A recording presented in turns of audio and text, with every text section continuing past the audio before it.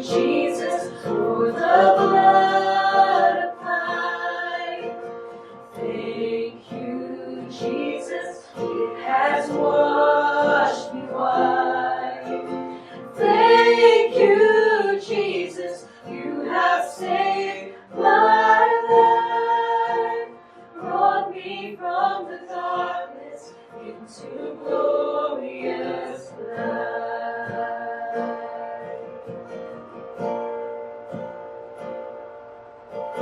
You took my place, laid inside my tomb of sin. You were buried for 3 days, but then you walked right out again. And now death has no sting, and life has no end. For I have been transformed by the blood of the Lamb. Thank you, Jesus, for the blood applied. Thank you, Jesus, it has washed me white. Thank you, Jesus, you have saved my life, brought me from the darkness into glorious light. There is nothing stronger than the wonder-working power of the blood. The blood calls us sons and daughters. We are ransomed by a Father through the blood. The blood. There is nothing stronger than the wonder-working power of the blood. The blood. It calls us sons and daughters. We are ransomed by a Father through the blood. The blood. Thank you, Jesus, for the blood applied. Thank you, Jesus, it has washed me white. Thank you, Jesus, you have saved my life,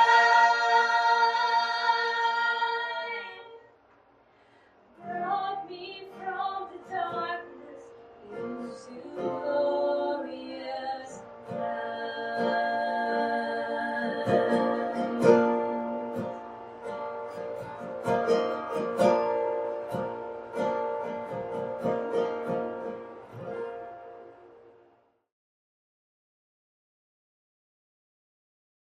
Habang nagsasettle down, tatawagin natin si Pastor Wally upang ipahayag ang salita ng Diyos. Yung Deuteronomy, blessings of obedience ito. So, wala natin siya na yan.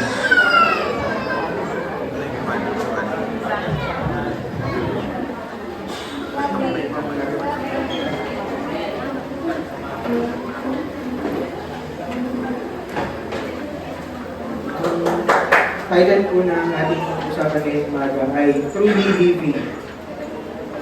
Truly Living. Yan po. Or lubos na pamumuhay. So, namumuhay po kaya tayo ng lubos?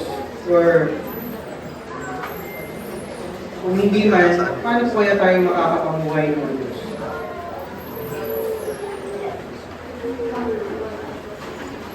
So, ang tanong ko po sa inyong lahat, paano po kaya kayo namumuhay? Ayun po. Paano po kaya tayo namumuhay? So, ang isang average na Pilipino daw po ay ganito po siya mamuhay sa araw-araw. Average na Pilipino. Bigising ko ng maaga, nagko-commute papuntang school or work, kanin ang kinakain. Halos sa bawat meal, kanin ang kinakain. Average na Pilipino. Binabalanse ang bawat araw sa school or sa work, sa gawaing bahay, syempre, at minsan may mga business. So, binabalansin niya po lahat yun. Minsan may mga kaibigan. Pero inuuna niya po yung pamilya niya. Ito po yung average na Pilipino, inuuna nila yung pamilya nila. Matyagang magtrabaho, magalang. So, hindi pa rin po nawawala yung pagiging magalang. Hindi basta-basta nawawalan ng pag-asa sa kabila ng hirap ng buhay. Mayroong pananampalataya sa Diyos. Ayan. Gustong makapag-abroad para maiangat ang buhay ng pamilya. So, yun daw po yung mga average na pamumuhay po ng isang Pilipino. Pero ngayon po, dahil pag-uusapan natin ay yung lubos na pamumuhay. Tignan po natin kung itong average na pamumuhay ng Pilipino, ito na po ba yung lubos na pamumuhay na gusto ng Panginoon na makamtan po natin.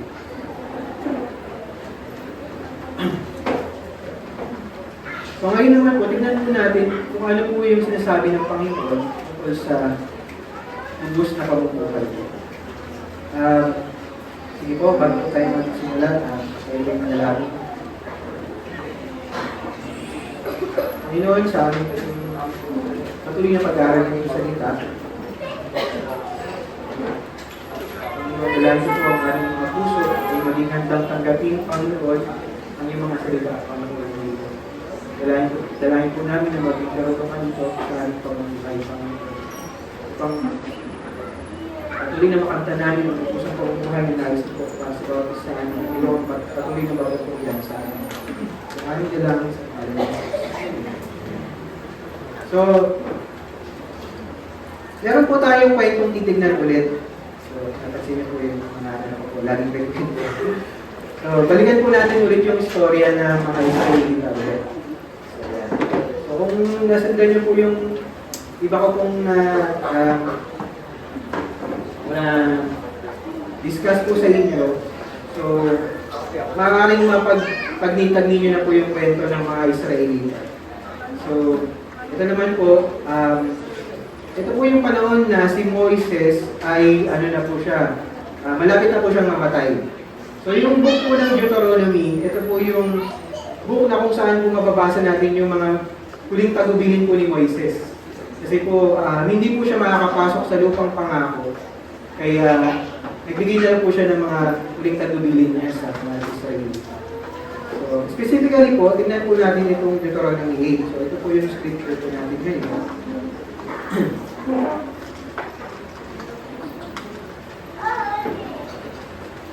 Basahin po natin basahin po ulit natin ang ating verse 1.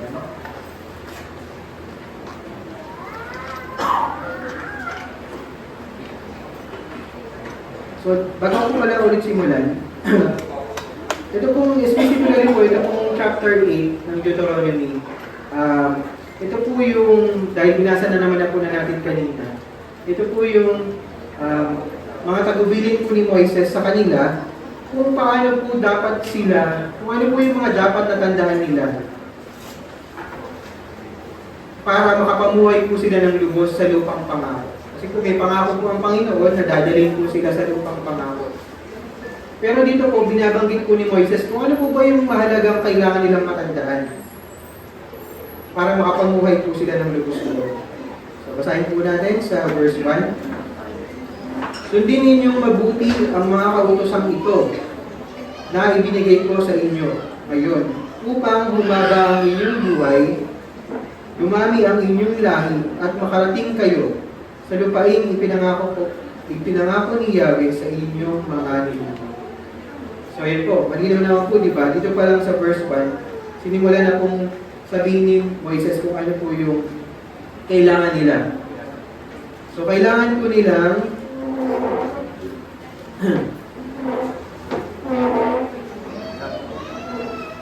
sunding mabuti ang mga kautusan na ibibigay niya. So ito po yung mga tagubilin ni Moises, kailangan nilang sundin para, humaba ang inyong buhay, dumami ang inyong lahi, makarating kayo sa lupang pangako. Kapag sinabi po natin, living or namubuhay, so paano po kaya yun? So, physically, kapag po sinabi natin living, ibig sabihin po nun ay staying alive. Ibig sabihin, di ba? Staying alive. Or mahaba yung buhay. Yun po yung ibig sabihin talaga ng living. Ano pa po, bukod doon? Kapag sinabi mong living, so, nandito rin po sa verse 1, makikita natin, makarating sila sa lupang ipinangako ni Yahweh. So, ang tunay na pamumuhay, meron kang tinitirahan. Diba? Meron po kayong lugar na meron kayong tinitirahan. So, yun po yung truly living na ipinangako ng Panginoon dito sa mga Israelita kapag nakarating po sila sa lupang pangako.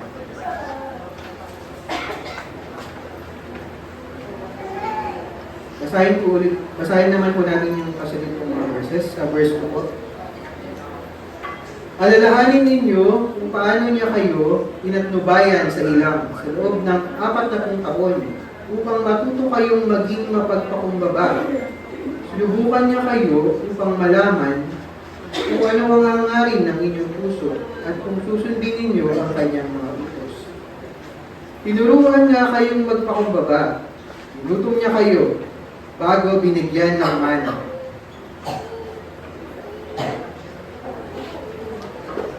Ginutom niya bago binigyan ng mana. Isang pagkain hindi ninyo kilala ni ng inyong mga ninuno.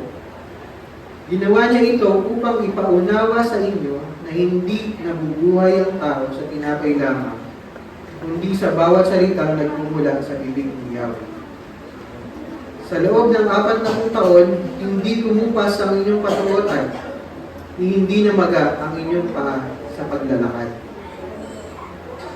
So dito po makikita po natin sa verse 2 hanggang verse 5. Meron po itinuturo ang Diyos sa kanila. Ano po kaya yun? Ano po kaya yung itinuturo ng Diyos sa kanila?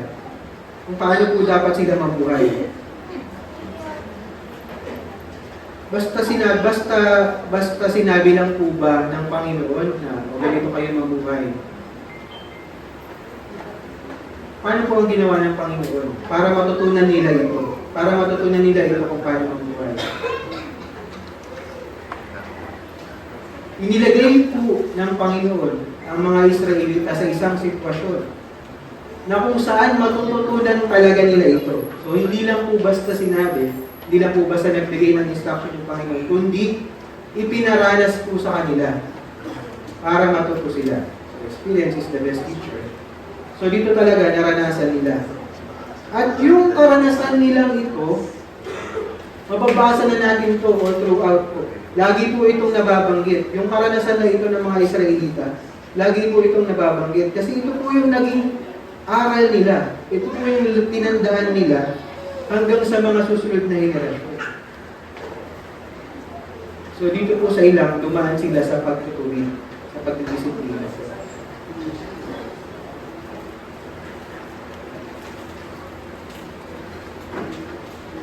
Sa verse 3 po, makikita natin na sinabi ng Panginoon po dito, ginutom niya kayo bago binigyan ng mana. So tinuturuan po sila ng Panginoon para mamuhay po sila dito sa lupang pangako. Pero ano pong ginana sila? Ginutom sila. Pero di ba nung binasa po natin kanina itong bandang huling chapter ng chapter 8 ng Deuteronomy, sabi po, anong meron po dun sa lupang pangako? Sagana. Hindi sila magugutom. Lahat ng kailangan nila nandun. Pero ano pong ginawa dito? Ginutom sila. Ginutom sila pero hindi nila mararanasan yung gutom. So ano po kaya yung gusto ituro dito ng Panginoon? So binanggit niya na rin naman po.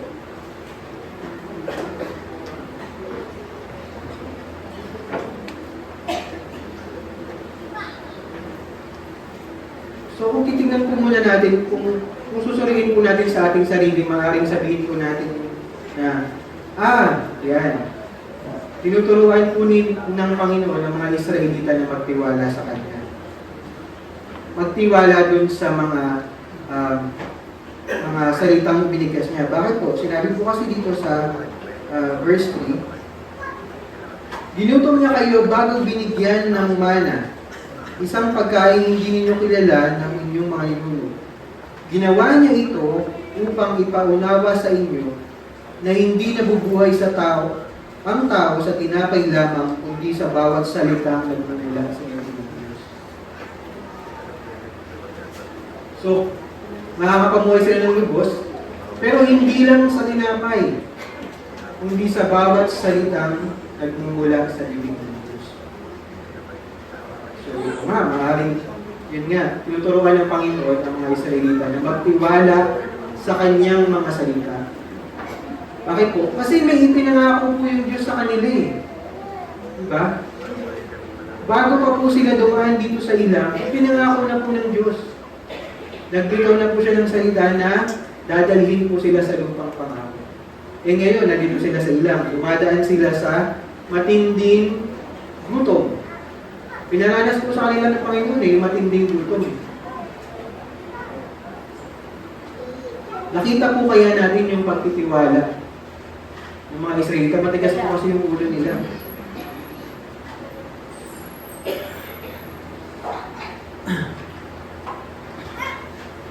Makikita rin po natin dito na sa ginagawa po ito ng Panginoon, ay totoong gagawin niya yung sinabi niya. Kasi di ba sinabi niya kung dadalhin siya sa lupang pangako? Pero hindi lang basta niya dinala. Di ba po? Sinigurado po ng Panginoon na pagdating nila doon, gusto pong siguraduhin ng Panginoon na pagdating nila doon, ay talagang makakapamuhay sila ng lubos. Di ba po? Ang Panginoon pa po ang nagdisiplina sa kanila. Ibig sabihin, totoo po siya sa kanyang mga salita. Nagagawin niya po kung ano po yung sinabi niya.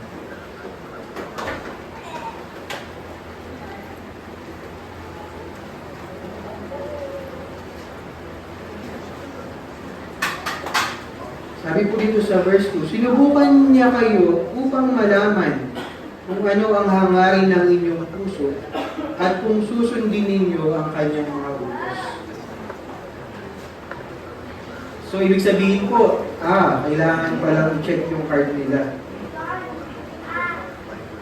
Alam po ng Diyos ang laman ng ating mga puso, Pero tayo, alam po ba natin ang laman ng ating mga puso? Pagdating na natin sa ganitong klaseng paghihirap. Kung susundin ba nila ang kanyang mga utos? Kung kaya po bang ilagay ng mga Israelita sa kanilang mga puso yung kanyang mga utos? Kung kaya po ba nilang matandaan ang kanilang mga utos? Kung kaya po ba nilang pagkatiwalaan?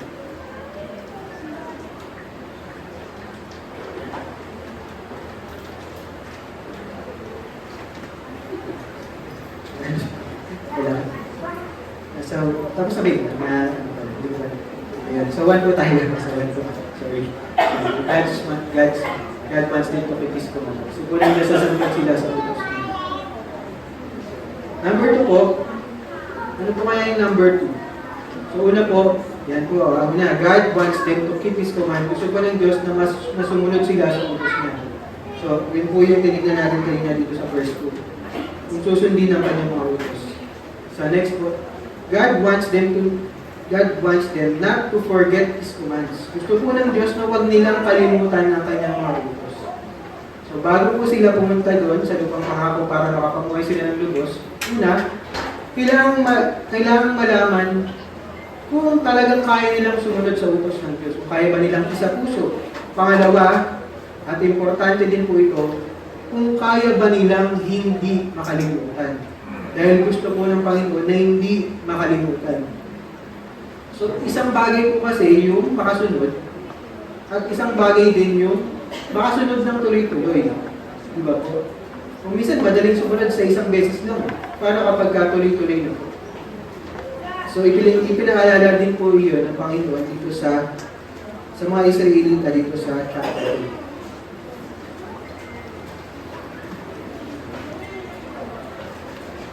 Ano pa po yung isa pa po? Basahin po natin sa verses 6 to 16 po. Kaya sundin ninyo siya sa pamamagitan ng pamumuhay na ayon sa kanyang mga utos at may paggalang sa kanya. Sapagkat dadalhin niya kayo sa isang mainam na lupaing sagana sa tubig, maraming batis at bukal, umaagos sa mga burol at mga kapatagan, sagana rin doon sa trigo, cebada, ubas, higos, bunga ng punong granada, olibo at pulot. Hindi kayo magkukulang ng pagkain doon o anumang pangangailangan. Una ng bakal ang mga bato at ng tanso ang mga burol, mabubusog kayo doon at pupurihin ninyo si Yahweh ng inyong Diyos dahil sa masaganang lupaing ibigay sa inyo. Verse 11 po. Huwag ninyong kalilimutan si Yahweh ng inyong Diyos. Sundin ninyo ang kanyang mga utos at mga tuntunin. Kung mamuhay na kayo ng sagana, nakatira na sa magagandang bahay, at marami ng alagang hayop, at marami ng naipong pilak at ito, at marami pang iba't ibang ari-arian, huwag kayong magmamalaki. Huwag ninyong kalilimutan si Yahweh na nagpalaya sa inyo mula sa alipin sa bansang Ehipto. Siya ang pumatnubay sa inyong paglalakbay sa malawak at nakakatakot na ilang na puno ng makamandag na mga ahas at alakdan. Nang wala kayong mainom, nagpabukal siya ng tubig mula sa isang malaking ito. Pinakain niya kayo roon ng mana, isang pagkain hindi niyo kilala. Pinaranas niya kayo ng hirap para subukan kayo at turuang maging mapagpakumbaba. So yun po yung pangatlo, gusto po ng Panginoon. Tinuruan po silang magpakumbaba. Ibig sabihin po, mahalaga po na meron po tayong humility, pagkapakumbabaan, para makapamuhay tayo ng lubos. So yun po yung gusto sabihin ng Panginoon dito sa mga Israelita, kailangan nyo to. So sa Matthew 5:5, mababasa po natin, Blessed are the meek, for they shall inherit the earth. So yung meek po, yun yung humble. So yun yung isa pong characteristic ng pagiging meek. So yun po yung hinahanap ng Panginoon sa kanila dito. Para ma-inherit nila itong lupang pangako. Sabi po sa James 4:6, God opposes the proud but gives grace to the humble. So tinuturuan po sila. Una po, kung kaya nilang matanggap sa kanilang puso yung utos ng Panginoon. Pangalawa po, kung kaya nilang magawa ito ng tuloy-tuloy. Pangatlo po, magkaroon sila ng humility.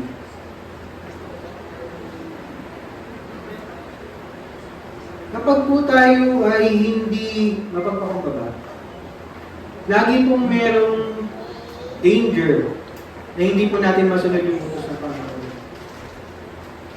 Bakit po? Kasi kapag humble ka,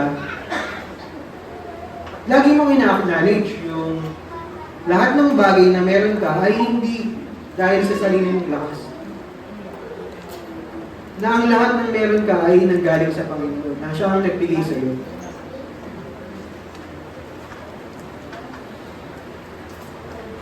Pero kapag proud ka, kanino ka na nagtitiwala?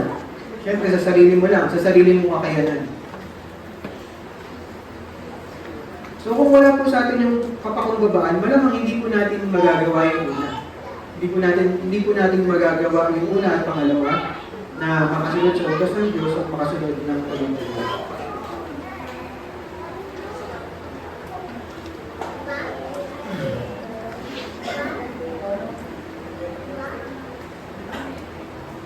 Ito pong Deuteronomy 8, nabanggit din po ito sa bagong tipan. So, sikat na sikat po yun, diba? Yung pong time na ang ating Panginoong Jesus ay sinubok sa ilang. So, yung isang verse po dito, specifically po, ito pong verse 3. So,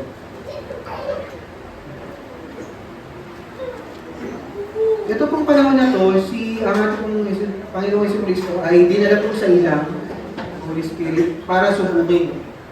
So pinagdaanan po dito ng ating Panginoon Jesus, yung pinagdaanan din ng mga Israelita sa ilang. So nagutom din po siya. Nagutom din po ang ating Panginoon Jesus at yun na nga po, nasinubok siya ni Satanas. Pero ano pong nangyari? Ano pong naging tugon ng ating Panginoon nung sinubok siya? Ano po yung naging sagot niya? Ano yung naging reaction niya?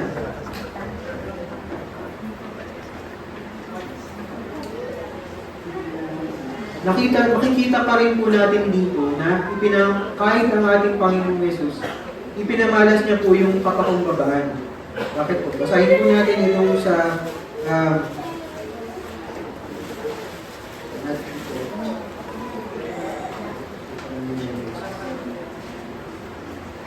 Matthew 4:4, sabi po dito, ngunit sumagot bago po pala yun, sabi dito, dumating ang Diablo at sinabi sa kanya, kung ikaw ang anak ng Diyos, gawin mo nga tinapay ang mga batong ito.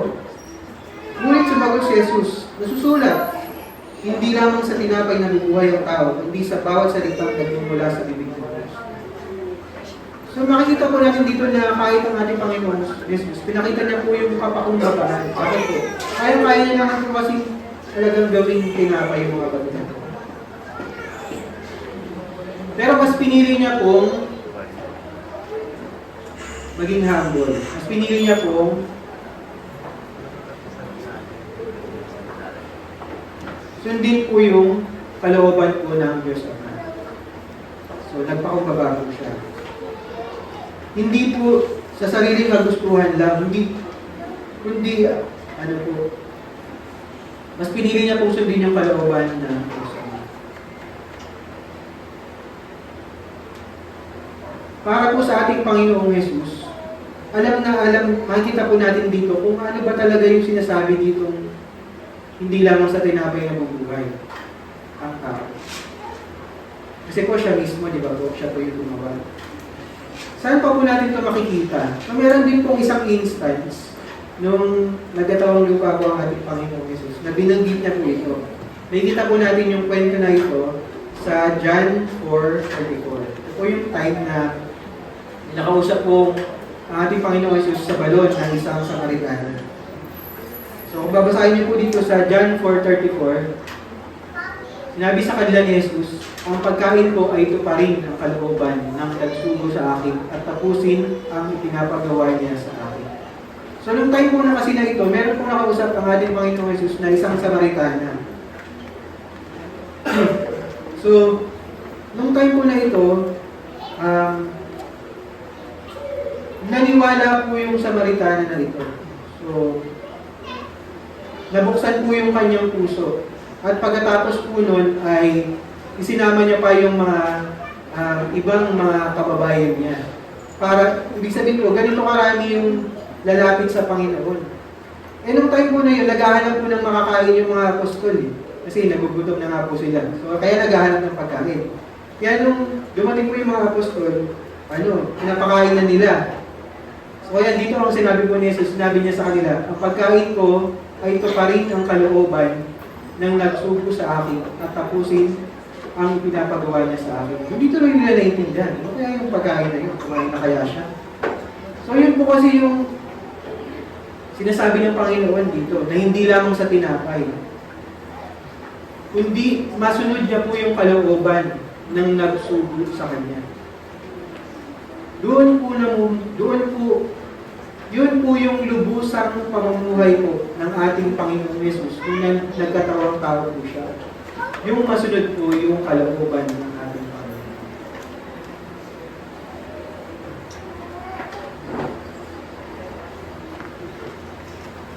Makikita po natin dito na sa salita po ng Diyos ay merong buhay. Diba po? Indeed, God's word, there is life. Una po,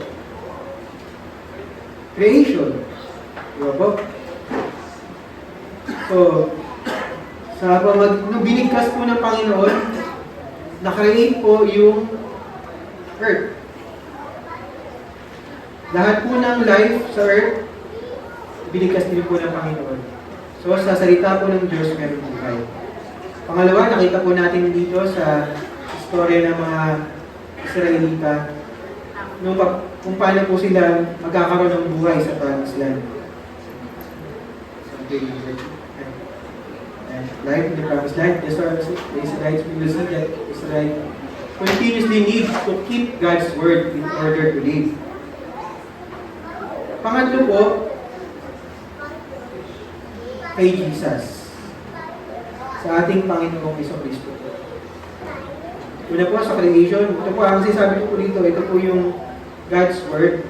Kasi po yun po yung sinasabi po na hindi lamang sa tinapay na mabuhay, kundi sa bawat salita. So ito po yung God's word na merong life. Una sa creation, pangalawa, nakita po natin dito sa mga Israelita. Pangatlo kay Jesus. Sabi po sa John 1, nadaanan din po natin ito ng nakaraang linggo. In the beginning was the Word, and the Word was with God, and the Word was God. He was with God in the beginning. Through Him, all things were made.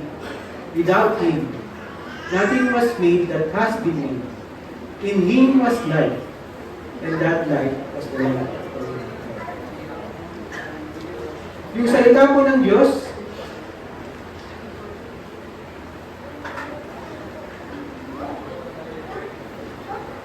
ay ang buhay po. At siya po ay nagkatawang tao. Siya po ang ating Panginoon Jesus. At nasa ating Panginoon Jesus po ang buhay. Ngayon po, pagdating po sa New Testament, itinuro po ng ating Panginoong Jesus yung kumpletong ibig sabihin kung paano talaga mamuhay ng lubos. Diba? Kasi po dito sa mga Israelita, natutunan nila kung paano mamuhay sa lupang pangako ng lubos. Pero ito ba talaga yung gusto ng Panginoon? Nung ibinigay sa kanila yung mana, ito ba talaga yung talagang gusto ng Panginoon? Na makuha, na matutunan nila kung paano mamuhay ng lubos? Ito po kaya yun.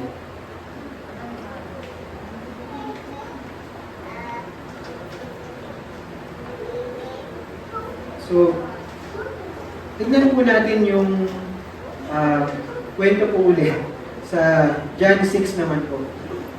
Sa John 6 po, ito po yung time na nang nandito po ang ating Panginoong Jesus. Nagpakain po siya ng 5,000. Sa pinakain po niya yung 5,000.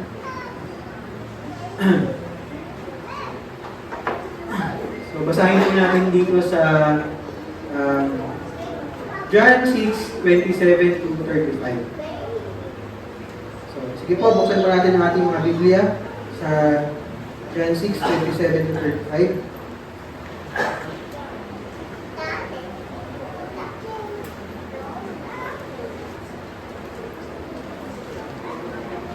So,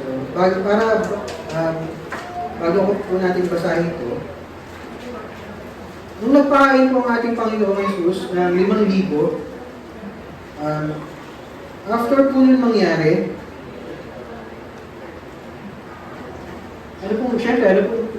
sobrang dami nun 5,000 yun At nabusog sila.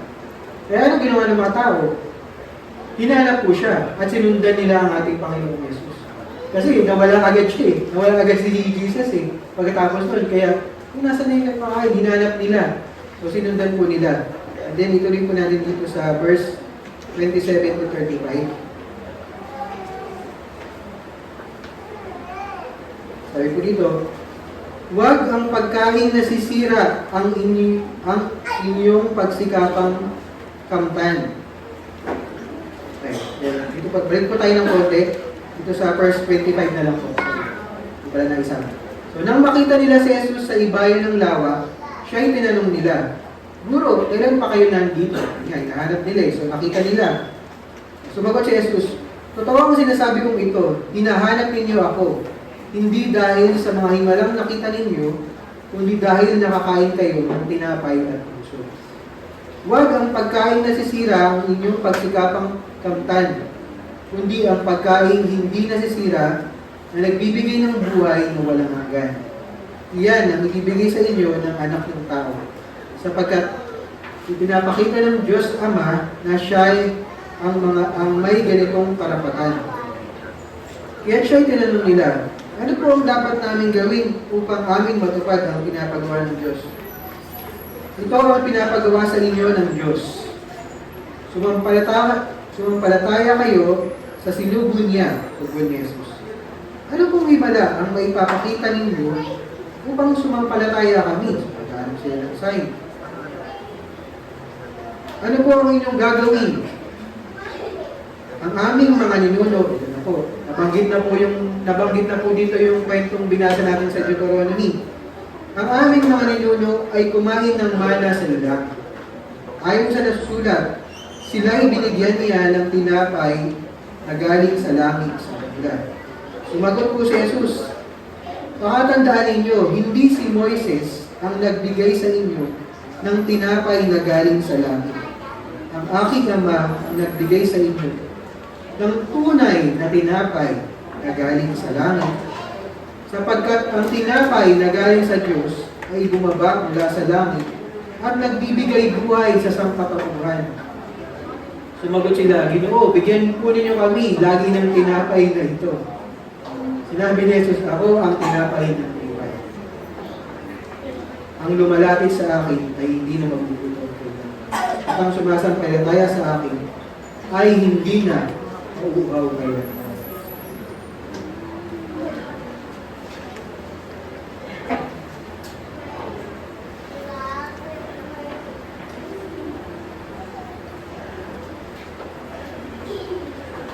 Naintindihan naman po natin nung binasa po natin, di ba? Naintindihan po natin. Pero ano pong naging reaction ng mga Israelita? Sabi nila, ano pong naging reaction ng mga Hudyo? Sumagot sila, Ginoo, bigyan po ninyo kami lagi ng tinapay na ito. So, ganun po yung naging reaction nila. Di ba? Tinapay na nagbibigay buhay na ito eh. Di ba po? Naintindihan po natin. Pero ano yung reaction nila? Sa flesh pa din eh. Yun po yung naging reaction nila, di ba? Sa pang-araw-araw. Kung sa bagay, kung meron akong ganitong tinapay, na hindi na ako magugutom, hindi ko na kailangan magtrabaho, di ba? Ganun pa din yung nasa isip nila. Hindi pa rin nila na-gets kung ano po yung sinasabi po dito ng ating Panginoon Jesus.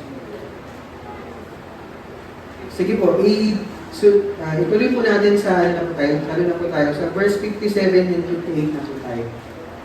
Sa verse 57-58, sabi po dito, isinugo ako ng buhay na Ama, at ako'y nabubuhay dahil sa Kanya. Gayon din naman, ang sino mang kumakain sa akin ay mabubuhay dahil sa akin. Ito ang tinapay na bumababa mula sa langit. Hindi ito katulad ng kinain ng inyong mga ninuno sa ilang. Namatay sila kahit na kumain niyo yun. Kumakain ng tinapay na ito ay mabubuhay ng pagpakailan. So, sinabi na po talaga ng Panginoon. Kung ano po ang tinapay na ito na nagbibigay. Kung ano po yung tinapay na ito na kapag atin pong kinain ay makakapamuhay po tayo ng lubos. Ano po kasi yung lubos na yun? Ang ibig po ng Panginoon sabihin sa ating lubos na pamumuhay ay yung to the fullest sa buhay na walang hindi po tayo umamatay.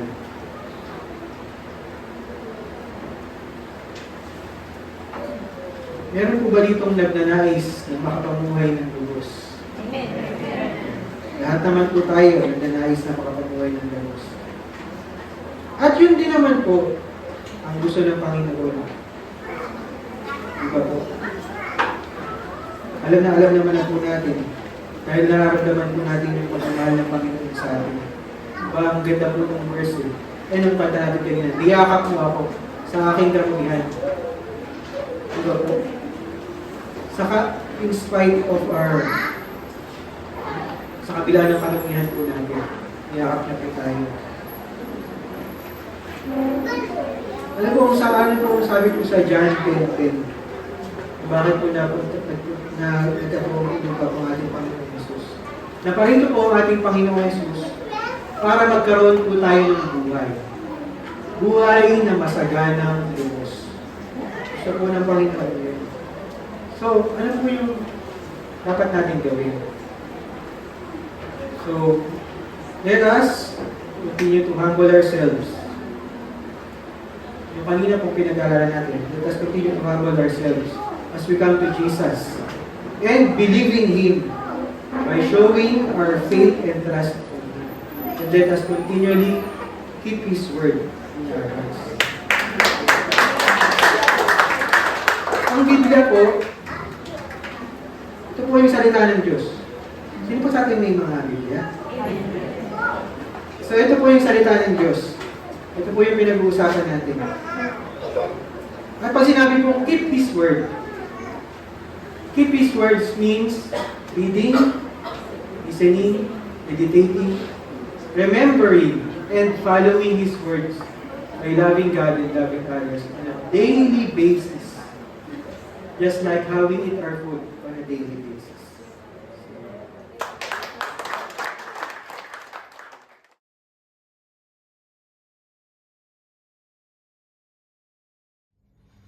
The Lord bless you and keep you.